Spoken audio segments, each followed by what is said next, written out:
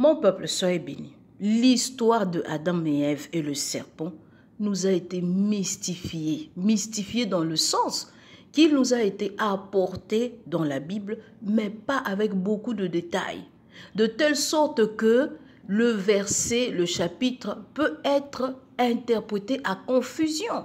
Parce que n'oublions pas, la force de Babylone, c'est de donner des mauvaises interprétations sur les identités. Ils n'ont pas de problème à vous donner l'histoire, la Bible. Ils n'ont pas de problème avec ça. Mais quand ils savent que vous ne savez pas qui est le diable, quand ils savent que vous ne savez pas qui sont vos ennemis, quand ils savent que vous ne savez pas qui vous êtes, quand ils savent que vous ne savez pas qui sont les identités de tous ceux qui marchent sur terre, mais ils sont tranquilles parce qu'ils peuvent tranquillement opérer et vous pointerez A à B, B à C. L'histoire du jardin d'Éden est une histoire où on a relaté, on a symbolisé la personne qui a fait chuter Adam et Ève selon la version biblique par le serpent. Mais maintenant, avec des études, on commence maintenant à se réaliser que dans les mythologies, il y a souvent un fond de vérité en tout et pour tout.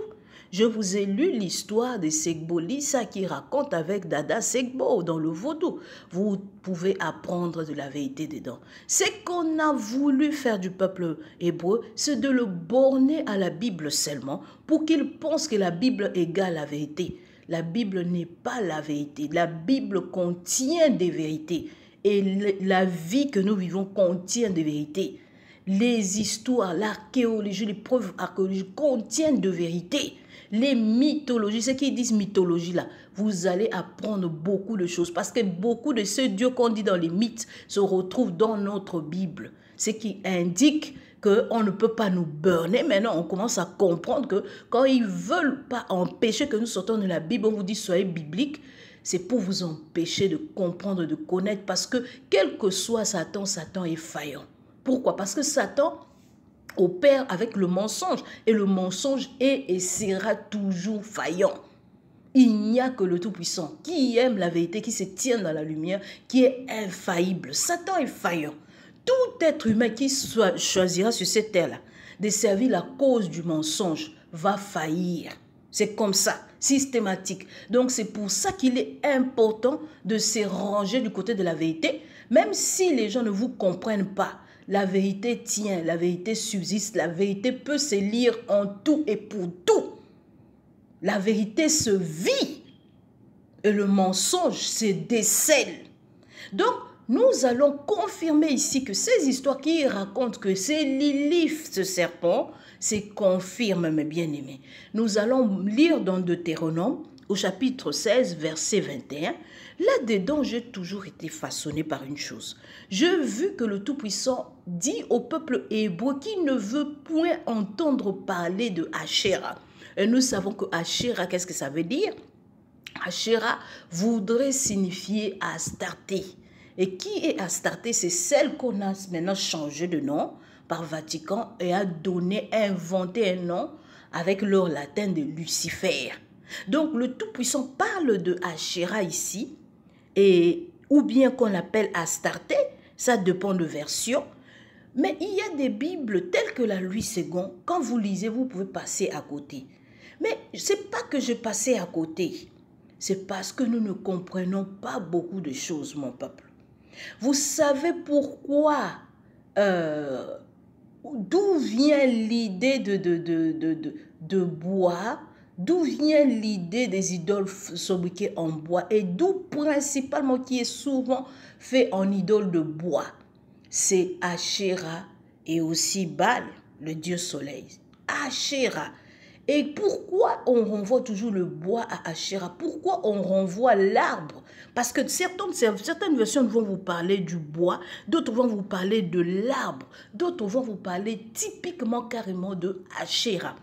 Toutes ces versions, c'est complète. Au début, je me dis, oh, ils veulent cacher Asherah. Non, ces gens n'avaient pas besoin de représenter Asherah. Ils savaient que quand ils représentaient l'arbre, ça renvoie à cette histoire qui est dans le désert. Et ça provoque la tristesse à Tata, et puis voir la colère. Parce que quand ils donnent cela comme commandement, écoutez, il y a un fond dedans. Maintenant, nous allons d'abord commencer par voir une version biblique anglaise. Hein? Et c'est toujours la même version, je vous lirai les versions en français, mais nous allons la voir en anglais. Donc en anglais, Deutéronome 16, verset 21. Oh, qu'est-ce qu'on vous dit? Vous ne ferez point des idoles de bois d'Achéra à côté de mon altar que vous me bâtirez.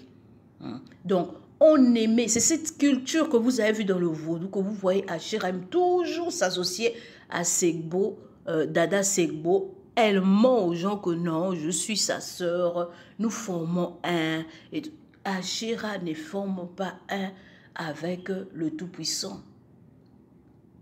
Elle ne forme pas un avec celui que les psaumes disent, tu es le plus beau de tous les fils des hommes. Elle ne forme pas un avec lui. Achéra utilise toujours le passé pour pouvoir attraper les gens dans le ficelle et les embobiner, penser qu'elle est la lumière. Et ceci, nous avons été prévenus, que la lumière vient se faire passer pour... Le ténèbre vient avec ses enfants se faisant passer pour la lumière. Donc, la lumière au maximum, c'est quand une personne fait des œuvres c'est fait passer pour une personne qui fait des œuvres bonnes, tandis que la personne est du ténèbre. Et nous savons quelles sont les œuvres du ténèbre. C'est la manipulation, le mensonge, les envoûtements, la sorcellerie, l'iniquité, le mal, la liste longue. Mais une telle personne, du coup, s'est fait prier, adorer comme quoi? L'Immaculée. Elle s'est fait adorer la Vierge Isis, oh, la Vierge Marie, oh, la Sainte Tache, oh, l'Immaculée. Donc, la personne dit aux gens que je suis sans péché. Et les gens se mettent à adorer une entité à la place du Créateur. Donc, Achéra a souvent eu cette truquerie de toujours montrer aux gens comme si elle est la lumière, comme si elle est toujours associée avec le plus beau des fils des hommes, comme le chantent les psaumes. Elle ne l'est point, elle ne l'est point. Donc, qu'est-ce qui se passe? Deutéronome 16, verset 21, d'où ne faites pas des idoles de bois, hein, donc des représentations d'Achéra, dans l'altar que vous me bâtirez. Donc, Tata dit attention, tout endroit que vous m'appelez, ne m'associez pas à la reine du ciel. Ne m'y associez point. Achéra, en anglais, si vous le cherchez, son nom c'est aussi Astarté. Son nom est aussi, comment je pourrais dire, elle a beaucoup de noms. Hein. Lilith, tout ça c'est elle. Hein. J'espère que je pourrai voir ça ici. Où est-ce qu'on l'a mis? On l'a mis où? Elle est où? Voilà, on a dit seulement la plante, l'arbre. Et le tree, ça veut dire l'arbre. Donc, vous comprenez. Donc, mes bien-aimés, ces histoires de représenter juste l'arbre, ce sont des symboles qui sont très profonds, qui viennent de célébrer la chute que le serpent, ou en d'autres termes, la femme, Lilith, la femme serpent, a fait faire aux gens au jardin d'Éden. Et nous allons voir que nous avons lu dans la version anglaise, on a dit Achéra, vous ne vous en ferez pas de représentation pour elle et mettre l'altar à côté. Hein. Et vous pouvez voir que le roi Salomon a été séduit par des femmes, des Sidoniennes qui adoraient cette goddesse hein, sous le nom de Astarté, hein, elle est connue sous le nom aussi d'Astarté, l'étoile. Et il adorait et on fait tomber hein, Salomon qui était marié à tellement de femmes. Quand il est devenu vieux, son être s'est affaibli, son cœur, et il s'est livré au penchant de ses épouses. Il a commencé à faire du n'importe quoi. D'ailleurs, même Salomon fait partie de multiples listes des amoureux ou de lovers de cette Astarté qui prend un plaisir fou à être une impudique. Hein. On la décrit comme étant la prostituée. Hein. C'est un esprit qui peut te donner de paraître devant toi et de faire ce qu'elle veut. Hein. Elle sait qu'elle tourne la tête aux hommes avec ça. Donc c'est comme ça qu'elle s'est bâtie son royaume. Donc, un temps, Salomon a perdu la tête. J'aurais même écouté des histoires. Bon, je ne sais pas. Bon, en tout cas, c'est bon, je préfère parler de ça dans une autre vidéo parce que je préfère rester dans le sujet. On ne parle pas de Salomon. On peut parler de Salomon et de cette histoire, faire toute une vidéo pour ça. Donc, mes bien-aimés, l'arbre sacré ou le bois, tout a commencé avec cette histoire du symbole de l'arbre, de ce qu'elle représente dans ce jardin. C'est cet arbre, c'est une godesse. Quand on a dit que tu ne mangeras pas cet arbre, c'est une godesse. L'arbre là, c'est une godesse. Hein, c'est une déesse en fait. Donc maintenant, vous allez voir que selon les versions bibliques, ça change. C'est la même chose. On n'a pas besoin de représenter Astarté, l'ennemi du peuple saint, l'ennemi de Tata. C'est dans ses commandements de ne point lui vouer des cultes. C'est très sérieux là. Donc, on ne peut pas représenter l'ennemi de Tata qui ment aux gens jusqu'à aujourd'hui qu'elle est la reine du ciel, hein, qu'elle est l'immaculée, des choses qu'on dit là, de la Vierge Marie là. On les dit. Et puis nous viendrons, même les protestants l'adorent. Ils pensent que personne n'est espion. Elle est très maligne. Elle s'est fait passer par multiples noms, elle s'est fait adorer partout. Donc elle s'est fait adorer sous forme de vie. Des milliards d'êtres humains sont derrière cette femme qui a beaucoup de pouvoir, la sagesse, la connaissance, la science. Et aussi, nous allons la voir qu'elle maîtrise la science. Nous verrons qu'elle est vraiment honorée. Et puis, qu'est-ce qui se passe? Même le symbole de la médecine, c'est ça. Donc, mon peuple, cette dame, elle était à côté du Tout-Puissant. C'était l'aide de Tata, une des personnes les plus rapprochées, qui passait beaucoup de temps avec lui, et une des personnes qui l'a confié beaucoup de secrets, mais qui s'est tournée. Malheureusement pour elle, elle pensait que elle était déjà assez forte pour le renverser. Ça a bardé au ciel là-bas. Elle et un tiers des anges qu'elle a embobinés avec ses yeux, on se sont retrouvés, boum, chutés. Donc là, le diable, l'étoile, qui se peut appeler étoile, non, multiples noms sous forme d'Achéra, vous avez dit étoile, Lucifer, l'étoile du matin, et Astarté, l'étoile du matin, Vénus, cette dame est souvent assimilée à l'arbre. On n'a pas besoin de la mettre, on met seulement l'arbre, parce que cette dame représente l'arbre. L'arbre de la connaissance, la perfection de la connaissance. Donc, qu'est-ce qui se passe? Tu ne planteras pas de bois, de poteaux sacrés, de quelque bois que ce soit, à côté de l'autel du Seigneur ton Zambi, que tu bâtiras à ton usage. Donc, on te parle du bois, du poteau sacré ou de quelque bois qui renvoie toujours à l'arbre. Tu ne fixeras aucun poteau sacré en bois à côté de l'autel que tu feras pour l'Éternel ton Zambi. Tu ne planteras ni pieu sacré, ni aucun arbre à côté de l'autel que tu auras construit pour Yahvé ton Zambi. Donc, vous voyez qu'il y a de pieux sacrés, des arbres sacrés. C'est l'arbre sacré, c'est l'arbre de la connaissance du bien et du mal. Et cet arbre symbolise une godesse. C'est une godesse. Donc, elle se place. Tu ne planteras aucun poteau culturel, aucune achéra, d'aucun arbre à côté. Donc, cette loi-là, c'est parce que ce peuple, vous pouvez voir. Donc, qu'est-ce qu'on parle? On peut parler soit de l'arbre sacré, d'un poteau sacré. Un poteau, ça veut dire qu'un morceau de bois.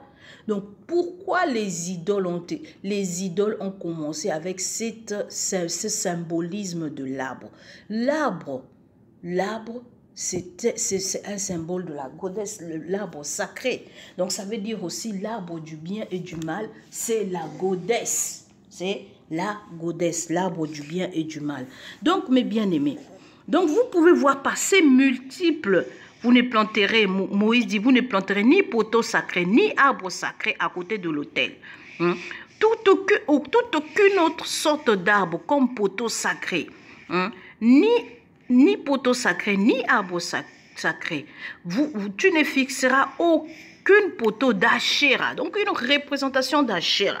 Ici, c'est bel et bien écrit. Représentation d'Achéra. Donc, tu ne t'en fixeras pas.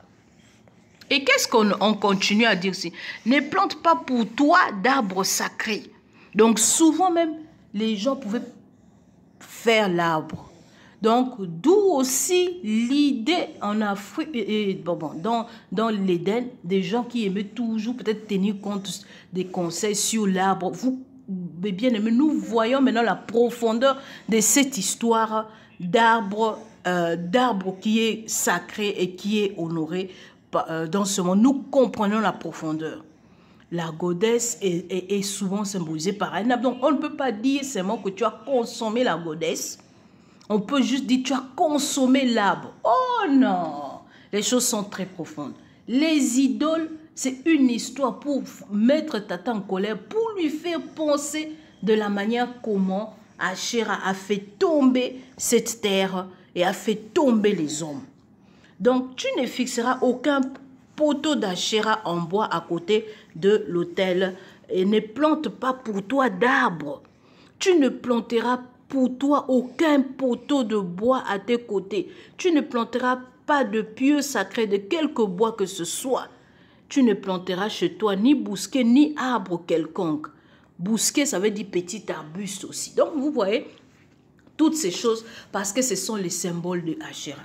Donc, tu peux soit faire l'image gravée d'Asherah avec le bois, parce que le bois, d'où vient l'idolâtrie, c'est pour faire penser à Éden, à ce que Asherah a fait dedans.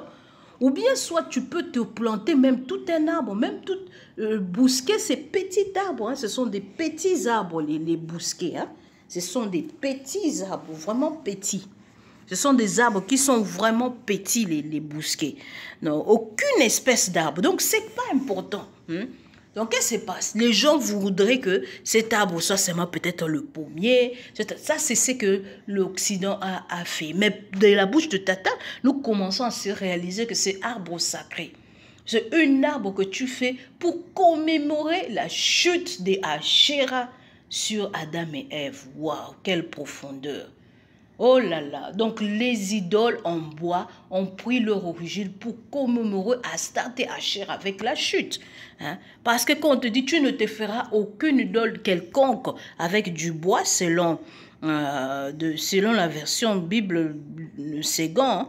Je cherche la Bible Ségon là, où est-ce qu'elle est cette Bible là? Tu ne te feras aucun idole sacré. Traduction, tu ne te feras aucune idole de bois. Donc, quand on fait les idoles de bois, c'est pour louer Astarte, même si après on représente Baal. Mais c'est pour louer Astarte dans ce qu'elle a fait, les idoles de bois. C'est pour commémorer ce que Astarte a fait. Donc c'est ça. Donc tu ne planteras point de bocage de quelques arbres que ce soit. Tu ne te plantes point de bocage d'aucun arbre. Tu ne te plantes point d'emblème d'Asherah. Donc vous voyez, l'emblème d'Asherah, c'est un arbre. Aucun arbre, virgule. Donc, qui sont ces emblèmes auprès de l'autel. Hein? Donc, tu ne te planteras pas d'Asher. Donc, nous, on reçoit les différents types de noms qu'on lui donne. Tu ne te planteras pas de bocage d'aucun arbre auprès de l'autel de Tata. Donc, vous ne planterez ni des grands bois, ni aucun arbre auprès de l'autel du Seigneur, votre Elohim. Tu ne te planteras aucun arbre comme... Donc, mes bien-aimés, par toutes ces versions, elles nous permettent, toutes elles se complémentent. Toutes elles se complémentent parce que le verbe humain, l'expression humaine est souvent limitée. Toutes elles se complémentent. Donc, au début, je me disais, waouh, peut-être qu'ils n'ont pas voulu mettre Asherah. Mais au moins une version biblique l'a donné. Mais maintenant, je me réalise que non, il y a des versions en français qui les donnent. Hein, en prenant toutes les Bibles françaises, vous pouvez voir comme la version, par exemple, Bible d'Oswald. La Bible d'Oswald est claire. Tu ne planteras pas d'emblème d'Asherah, aucun arbre auprès de l'autel de Tata Nzambe. Donc, les versions nous les montrent. Hein, l'emblème d'Asherah, le symbole d'Asherah, le bois sacré, les poteaux, les busques, les arbustes, l'arbre planté ou une représentation de l'arbre renvoie à la godesse. C'est son symbole. Parce que cette godesse, on peut l'appeler soit, par exemple, on peut la représenter par beaucoup de symboles, notamment l'arbre. Hein? Notamment l'arbre. Donc, ici, nous pouvons voir par ces multiples passages cette histoire qui voudrait dire, comment on appelle ça, cette histoire de dire que l'arbre renvoie à la goddess. Donc maintenant, on comprend la profondeur de l'histoire d'Adam et Ève. Bibliquement parlant, on commence à voir que l'arbre sacré, donc l'arbre de la connaissance du bien et du mal, parce que certains le disent direct, hein, l'arbre sacré, l'arbre sacré, pieu sacré, arbre sacré, poteau sacré, tout c'est l'arbre de la connaissance du bien et du mal. Ça a renvoyé à cela. Maintenant, ceci est confirmable. Pourquoi? Parce que, d'abord, premièrement, nous devons savoir que dans ce passage, on peut lire l'endroit. On dit, les serpents étaient le plus rusé. Vous allez voir que cette histoire nous dit la vérité, mais laisse beaucoup d'ombre de doute, d'ombre des manques de connaissances. On nous parle du serpent, on nous parle de l'arbre, mais ce qu'on manque de nous montrer, c'est l'identité de ces choses-là. Vous comprenez, mes bien-aimés? Donc, les serpents étaient la plus rusée de tous les animaux du champ que l'Éternel Nzambi a fait. Il dit à la femme, Nzambi a-t-il réellement dit, vous ne mangerez pas de tous les arbres du jardin? La femme répondit au serpent, nous mangeons du fruit des arbres du jardin. Mais quant au fruit de l'arbre qui est au milieu du jardin, Nzambi a dit, vous n'en mangerez point et vous ne toucherez point. Voyez cette particularité de cet arbre. Elle est au milieu du jardin. Elle est au milieu du jardin et ça renvoie aussi aux parties sacrées qui se retrouvent au milieu du corps. Il y a beaucoup de symbolisme derrière, il y a beaucoup de langage dedans, que je vous dis que la Bible a parlé trop vite et ne donne pas beaucoup de détails. Pour comprendre tout ce qui s'y passe, il est souvent très conseillé d'aller écouter parfois les versions de nos ancêtres. Il y a beaucoup de tribus bantoues qui connaissent cette histoire d'Adam et Ève. Je vous ai parlé d'une tribu qui était près de Kilimandjaro, qui raconte, qui parle de comment le Tout-Puissant descendait sur la montagne, qui raconte l'histoire d'Adam et Ève avec d'autres noms. Dans multiples ethnies bantoues, cette histoire est racontée, mais avec des noms différents. Vous pouvez apprendre cela de beaucoup bien de choses. Donc, c'est contenter que d'ici peut porter beaucoup à confusion. D'où quand vous dites aux gens, ben, écoutez, c'est Lilith et tout, les gens s'énervent. Les gens s'énervent. Oh non, comment ça possible? Mais c'est bel et bien Lilith. Vous allez voir que l'arbre est associé à une dame. Donc maintenant, l'arbre qui est au milieu du jardin, vous n'en mangerez pas. En même temps, la location veut dire beaucoup de choses. La location de l'arbre voudrait dire beaucoup de choses. Ça veut dire quoi? L'arbre au milieu du jardin. Quand vous prenez le corps, l'arbre là qui est au milieu du jardin, vous verrez que les parties intimes divisent le corps en deux et c'est au milieu du corps. D'où vous allez voir aussi le symbolisme de la reine du ciel qui est représentée comme étant le sexe. Elle est représentée comme étant le sexe, la goddess. Elle est représentée comme étant le sexe, l'organe femelle. Elle est représentée comme étant l'organe femelle, la goddess mère. Elle est représentée comme étant un vagin. Elle est même représentée, je viendrai avec beaucoup de choses dessus pour vous montrer. Elle est parfois assimilée à l'arc de l'alliance. Je veux revenir dessus. Maintenant, donc, c'est ça. Vous ne mangerez pas cet arbre qui est au milieu du... Nzambi a dit, vous n'en mangerez point. Et vous n'y toucherez point, de peur que vous ne mouriez. Donc, même toucher là, c'était interdit. Donc, c'était interdit. Alors, le serpent dit à la femme, vous n'en mourrez point. Mais Nzambi sait que le jour où vous en mangerez, vos yeux s'ouvriront et vous ne serez comme des dieux. Vous serez comme de Dieu, connaissant le bien et le mal. Donc, le jour que vous allez consommer cette histoire, votre état d'enfant finira. Vous allez ouvrir les yeux, vous allez commencer à comprendre. Nous parlons d'un truc qui est imagé, mais qui représente beaucoup de choses.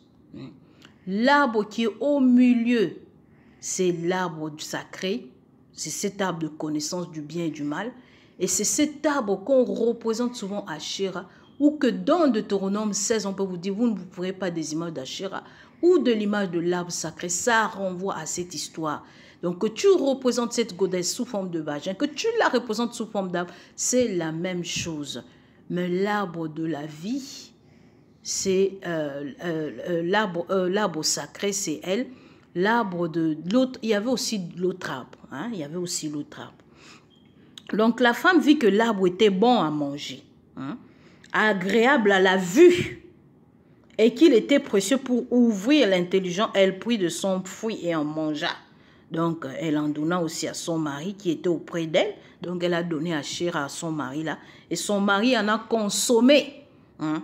Donc, ils ont vu qu'elle était agréable. Ah, les choses sont profondes. Mais bien aimé, si vous êtes des gamins, si vous ne pouvez pas vous surpasser, ne venez pas sur cette chaîne. Parce que, malheureusement, le monde est sale. Hein? Tata aurait voulu que ces gens restent des bébés dans les jardins. Ils n'ont pas voulu. Ils ont voulu des choses bizarres. Donc, on est obligé de dénoncer ces choses pour que les gens comprennent la profondeur des choses. C'est des choses, ni faire comme, ah, on est des enfants. Si vous êtes des enfants, vous ne pouvez pas parler et tout, partez seulement. Hein? C'est comme ça la vie. Il ne faut pas fatiguer le monde entier. Donc, vous comprenez, mes bien-aimés, que ce n'est pas un hasard qu'on vous dit que cet arbre est au milieu du jardin. Hein? Cet arbre est au milieu du jardin. Ce n'est pas un hasard. Hein? Et cet arbre symbolise Asherah. Cet arbre symbolise la goddess. Et ils ont consommé l'arbre. Et vous allez voir plus tard quand le Tout-Puissant vient. Oh, ils disent qu'ils entendent la voix. Hein? Ils entendirent la voix de l'Éternel Nzambi qui parcourait le jardin vers le soir. Et l'homme et la femme se cachèrent loin de la face de l'Éternel Elohim au milieu des arbres du jardin. Mais l'Éternel dit, Dieu Nzambi appela l'homme et lui dit, où es-tu? Il répondit, j'ai entendu ta voix dans le jardin, j'ai eu peur parce que je suis nu et je me suis caché. Bon, donc attends, depuis là, il ne savait pas qu'il était nu. Donc, il y a un problème. Il a fait des trucs qui a fait qu'il n'était plus un enfant. Il a vu que cet endroit était sacré. Hein? Donc, et l'Éternel, l'arbre sacré. Et l'Éternel Nzambi dit, qui t'a appris que tu es nu? Moi, je vous ai laissé des enfants. Vous avez voulu grandir. Qui vous apprend ça? Jusqu'à aujourd'hui, là, qui vous apprend ces choses-là? Hein? Est-ce que tu as mangé de l'arbre? Est-ce que tu as consommé Asherah? Parce que des fois, on peut te dire l'arbre sacré, mais des fois, on te dit Asherah. Est-ce que tu as consommé? Toutes ces versions-là, c'est complète. C'est spirituel. Est-ce que tu as mangé de Asherah? Est-ce que tu l'as consommé? Donc, je t'avais défendu de manger. L'homme répondit, la femme que tu as mis auprès de moi m'a donné l'arbre, m'a présenté Asherah, je l'ai mangé, je l'ai consommé. Et l'Éternel Dieu dit à la femme, bon, ici, vous n'êtes pas obligé de dire Asherah, vous pouvez dire juste l'arbre. Ne faites pas un babin pour ça, hein. On est des adultes. Je vous ai montré toutes ces versions. De fois, on peut dire Asherah, de fois, on peut dire tout arbre sacré, de fois, on peut dire busquet sacré. Tout ça, ça renvoie à une même personne et une seule. La personne qu'on appelle l'étoile du matin là qui est Asherah. Donc, pour représenter Asherah, je n'ai pas besoin de représenter une femme, je peux juste mettre l'hibou. Je peux juste mettre l'arbre, ou je peux mettre une moitié de l'arbre, une moitié de la femme, ou je peux mettre une moitié de serpent, une moitié de la femme, et je représente Asherah, ou je peux mettre juste un serpent. Tout ça, c'est elle. Donc, maintenant, qu'est-ce qui se passe? Ou je peux même mettre l'arbre, les serpents, tout ça, c'est elle. Donc, tout, je peux mettre une femme moitié serpent, moitié humaine, et puis le serpent à côté. Tout ça, c'est elle-même. Ou je peux juste mettre le serpent, ou je peux mettre tout l'arbre, tout ça c'est elle. Donc, il faut voir ça. Donc, et la femme que tu as mis auprès de moi, me l'a donné, qui m'a dit, prends. Donc, vous comprenez, quand on dit souvent, Lily fait la première fois, Ève elle-même, elle a dit, apprends-le. Elle veut regarder un spectacle. Donc, et l'Éternel Nzambi dit à la femme, pourquoi tu fais cela? On est des adultes ici, hein. On n'est pas des enfants, hein. Il n'y a aucun arbre qui est promu maintenant, mais vous savez que c'est le sexe qui est promu. Hein. La femme répondit, le serpent m'a séduite. La séduction relate du domaine surtout sexuel. Et j'en ai mangé. Donc, on ne peut pas vous dire que j'ai commis des rapports sexuels avec elle. Je désirais. Elle est venue dans toute sa splendeur. Elle m'a fait tomber, elle m'a séduite. Elle a séduit la femme d'autrui. Elle a fait tomber. L'Éternel Nzambi dit au serpent, puisque tu as fait cela, tu seras maudit. Oh, parce que, mes bien-aimés, c'est très profond. Non seulement le serpent était maudit, mais vous pouvez voir que tout arbre sacré est maudit. Est maudit. Parce que toutes ces choses-là renvoient à elle, la symbolisent. Le serpent est un symbole de noblesse. Parce qu'à cause de cette histoire, nous avons l'habitude de voir le serpent mal. Le serpent représente la sagesse. Et la sagesse même en personne, c'est une dame. Le serpent représente la sagesse. C'est pour ça qu'en Égypte, vous voyez des gens avec le serpent. Le serpent est quelque chose qui représente la royauté. Je veux revenir dessus. Vous allez voir que c'est pourquoi elle a ce signe de serpent. C'est qu'elle est très avancée spirituellement dans le monde céleste. Je crois véritablement que le titre de reine du ciel lui vaut pourquoi elle est parfois représentée par le serpent, où elle a le pouvoir de devenir comme un serpent, tout ça. Ça relate vraiment d'un degré terrible qu'elle a. Et vous pouvez voir que le serpent n'était donné qu'aux nobles. C'est la sagesse. La connaissance n'appartient qu'aux nobles, aux rois. Les choses cachées appartiennent au Seigneur et sonder la gloire du Seigneur, c'est de cacher les choses, et la gloire des rois, c'est de sonder. Voici pourquoi ils sont symbolisés souvent en Égypte avec des serpents. Le serpent, ça montre quelque chose de noble. C'est pour ça le premier signe que Moïse est venu avec, c'était un serpent. Systématiquement, Isis a compris que là, elle avait affaire à l'homme qui est sur le trône. Parce qu'il n'y a que lui qui a ce pouvoir de serpent. Et comme je vous le dis, elle a tourné le dos. Elle est parmi les anges qui ont ce pouvoir de serpent. Donc, elle en a utilisé. Et il y a beaucoup de choses. Donc, c'est ça. On parle à une audience des adultes ici, qui peuvent comprendre le langage de multiples facettes. Maintenant, nous allons y aller. Voilà, l'image d'Adam et Ève représentée dans le jardin d'Éden. Voici, ils ont été blanchis. Et vous pouvez voir que beaucoup savent déjà que c'est Lilith qui était venue les tenter. Et voici, vous pouvez voir la légende de Lilith, origine et histoire, et vous pouvez voir que c'est une dame. Cette dame qui fait un avec cet arbre et qui leur parle, puisque cette dame, soit elle peut être représentée moitié serpent, moitié humaine, ou serpent tout court, ou serpent avec l'arbre, ou l'arbre et une femme, tout ça c'est pareil. Comme là, elle est représentée serpent et femme. Elle est la même chose. Donc, elle peut être représentée aussi comme ça, style reptiloïde, c'est la même chose. Donc, vous comprenez, et tout ça là, elle est là aussi, elle est représentée, cette femme, elle est là. Et donc là, ils ont su qu'ils étaient nus. Voilà, c'est ce qu'il y a. Elle est là. Là, c'est très bien. Et vous pouvez maintenant comprendre ce que votre soeur est en train de tenter de vous dire. C'est que votre soeur est en train de vous dire que quand le Tout-Puissant vous dit, vous ne vous ferez pas d'Achira. Parce que Lilith est l'arbre. Lilith est l'arbre. Lilith est l'arbre qu'ils ont consommé. Vous pouvez voir que elle et l'arbre, c'est la même chose. Vous voyez maintenant, mes bien-aimés, l'origine des poteaux sacrés des idoles. C'est pour glorifier Lilith, qui s'est fait appeler aussi l'étoile brillante, la perfection en beauté. La perfection. Donc, ce n'est pas des petites choses qui se sont passées au jardin là. Ils ont eu à voir une très belle femme et qui sait comment l'homme fonctionne. Donc, elle les a fait tomber. Elle a fait tomber Salomon. Elle a fait tomber Salomon. Elle a fait tomber Nimrod. Pourtant, je pense qu'au début, Nimrod a marché avec le Tout-Puissant. Elle fait tomber. Elle ne blague pas. Donc, vous pouvez voir qu'ici, ce que je vous dis est une chose. Vous voyez très bien que dans le pied, ça, c'est une image très, très forte. Ça, parce que quand je lisais, je disais, les gens vont dire que la sœur, là, quand elle est en train de dire l'arbre, l'image vous montre. Je vous ai d'abord montré que l'arbre, ça peut être la femme. La femme, là, on n'a pas besoin de la dessiner. Il suffit de planter l'arbre sacré, là. Le Tout-Puissant sait que tu veux parler d'elle. Et là, tu es dans les problèmes. Il suffit d'avoir des idoles de bois, d'où l'origine des idoles de bois. Et il sait lui-même. Il suffit de montrer l'arbre au milieu du jardin. Un vagin, le Tout-Puissant sait de qui tu te moques. Les moqueurs leur passent, c'est la condamnation éternelle dans le feu éternel. Je lisais souvent Apocalypse, je voyais souvent le Tout-Puissant disait, les moqueurs, leur place sera le feu. Je me demandais, mais je commence à comprendre beaucoup de choses. Donc ici, nous pouvons voir une chose, que le serpent, c'est comme si sa fin, c'est dans l'arbre. C'est comme si le serpent sort de l'arbre, où le serpent, sa fin, on ne la voit presque pas parce que elle est dans l'arbre. C'est comme si le serpent et l'arbre font un.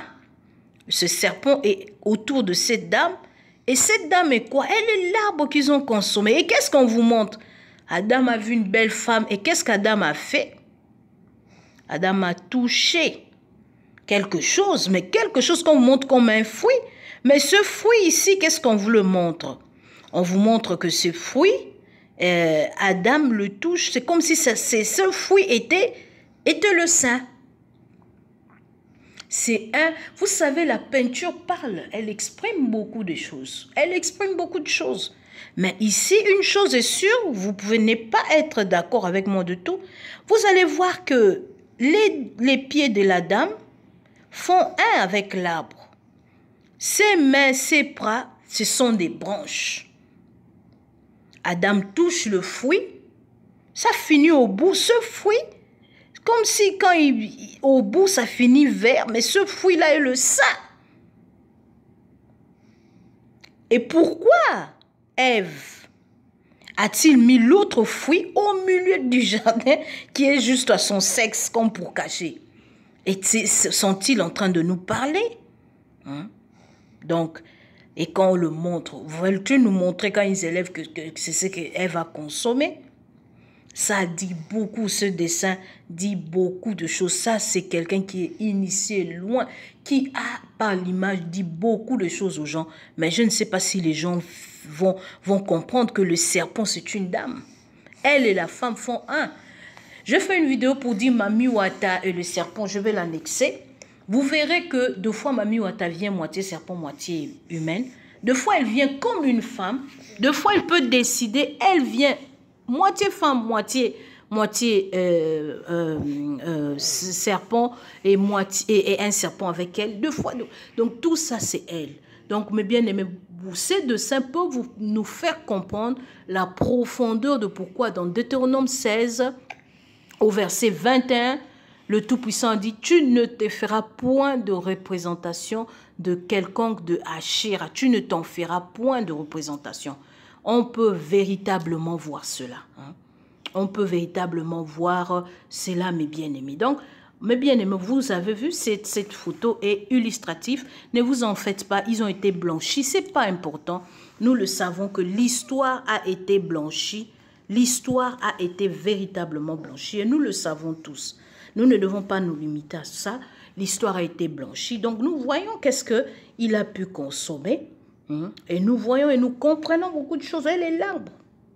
Ses mains finissent dans un arbre. Elle est le serpent. Elle est la femme. Donc, on montre comment Adam touche son sein. Une très, très belle femme. Donc, qui a séduit Ève. Et Ève a vu que cet arbre était agréable. Ève a vu que cette femme, elle est accroquée. C'est très dommage. Elle est devenue pervers des pervers. Voici, elle est aussi représentée ici. Vous pouvez voir ici, là. Là, c'est dans le cas, Lily font la représente moitié humaine, moitié reptile. Et là, systématiquement, vous savez que c'est la femme serpent. Donc là aussi, vous pouvez voir que c'est une dame qui est représentée moitié humaine, hein, vous voyez, et moitié serpent, vous voyez. Donc, ça c'est ça que nous connaissons. Tout ça, ce sont des symboles qui se sont passés dans ce jardin. Et vous pouvez voir ici, on la représente là, on représente serpent jusqu'au cou. Et après, on montre le visage de la dame. Donc ici, voici, on montre cette femme. On veut vous la montrer que non. Et c'est une femme serpent, donc une femme de type reptiloïde qui a des pouvoirs reptiliennes et tout ça là. Vous pouvez le voir et comprendre. Donc voilà, ici, waouh.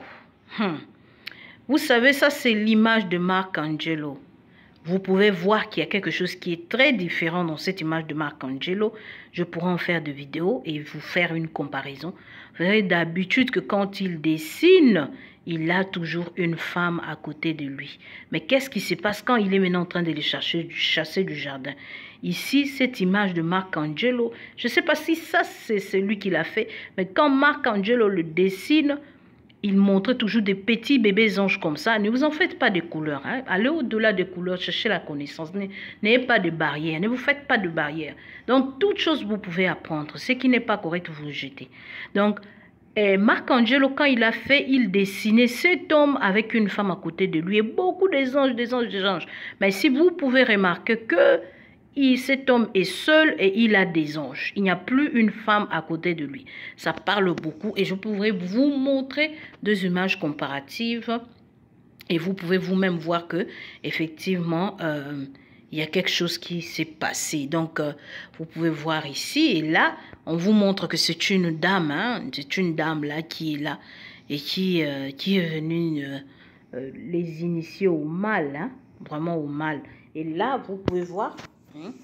On la représente par deux de ces symboles, même trois, hein, parce que nous le savons, hein, l'arbre, le serpent, l'hibou. L'hibou renvoie à elle. Excusez-moi une minute. Donc, l'hibou renvoie à elle. Donc, mes bien-aimés, nous avons assez vu, nous avons beaucoup vu, beaucoup. Donc, nous avons beaucoup vu. Hein, vous pouvez tout voir, beaucoup. C'est la dame. Hein. Donc, c'est la dame. Donc, mes bien-aimés, vous pouvez voir ceci et vous voyez ici que c'est une dame, hein, la tête de dame qui dessine. Donc, mes bien-aimés, donc ici, là, nous allons revenir dessus. Nous verrons que ces images-là ont été inspirées de l'Égypte. Ces images ont été inspirées de l'Égypte. C'est-à-dire que parce que c'est une histoire, cette histoire peut être retracée depuis l'Égypte. Donc, c'est ça que nous voyons ici. Voilà. Nous allons voir qu'en Égypte, quand le Tout-Puissant leur parlait, vous ne vous ferez pas des idoles, vous ne ferez pas des arbres, vous ne ferez pas d'Achéra, tout ça là. Vous pouvez voir très bien ce que ça veut dire. Là, en Égypte, vous pouvez voir, on a dessiné, hein, un Égyptien qui est en train de téter, sucer le sein de la goddess, qu'on appelle aussi la goddess Tree. Tree goddess, ça veut dire l'arbre goddess. Donc, elle est l'arbre. Elle est l'arbre, mes bien-aimés. Donc, elle est Nut, Isis, Hathor, toutes elles étaient, ce sont ces noms toutes. C'est juste un jeu de noms. Selon les civilisations, ou même parfois peut-être l'Égypte en haut ou en bas, tout ça renvoie à la même goddess l'arbre. Donc, qu'est-ce qui se passe? Eux, ils allaient sucer le sein de la goddess. Donc, on vous dit, Egyptian Suckling Tree Goddess. L'arbre de connaissance du bien et du mal est la goddess et la déesse. Mais bien aimé, l'arbre de la connaissance du bien et du mal est la déesse. En français, je n'aime pas trop déesse, je ne me sens pas à l'aise. Je préfère God, goddess, Dieu, déesse. Hein? C'est la même chose quand je dis goddess. Vous pouvez le voir. On vous dit, un Égyptien en train de sucer le sein de la goddess qui est un arbre. Et cet arbre qui est la goddess qui est connue sur multiples noms.